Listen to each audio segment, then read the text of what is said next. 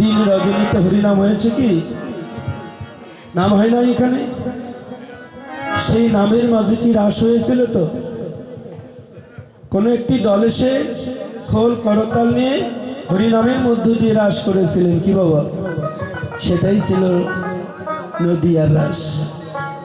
কারণ নদিয়ার মাঝে যে রাস হয়েছে সেখানে কোনো রাস মঞ্চ সাজানো হয়েছিল না, সেখানে শুধু একটি খোল আর করতাল ছিল। ওই রাসটা একদিন সবার জীবনে আসবে বাবা, সবার একদিন রাস হবে নদীর ঘাটে, ওই সুরধুলি গঙ্গার তীরে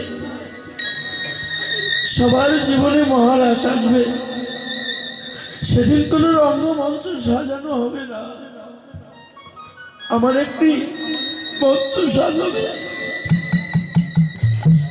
সে মঞ্চে থাকবে 4টি খুঁটি।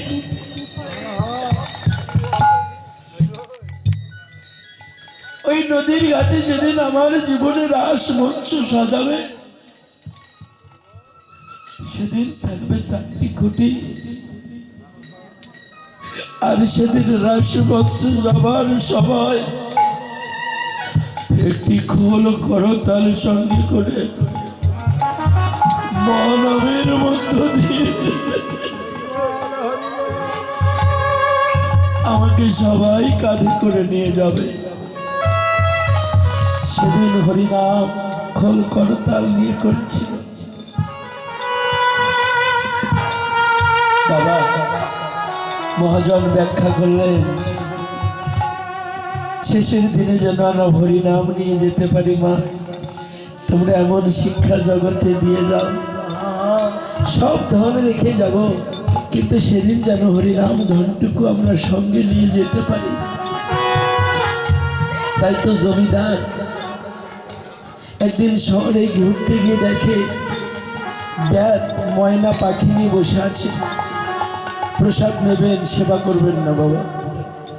অমৃত নাম সুধামৃত যদি অন্তরে প্রাণ ভরে প্রাণ করতে চাও, বদনে কোনো কিছু সেবা করা যাবে না, নিয়ে রেখে দেবে। কারণ সেবার সময় সেবা, আর শ্রবণ তো কিন্তু একটা সেবা। তো এই জমিদার ব্যাতকে বললেন এই পাখি দিয়ে কি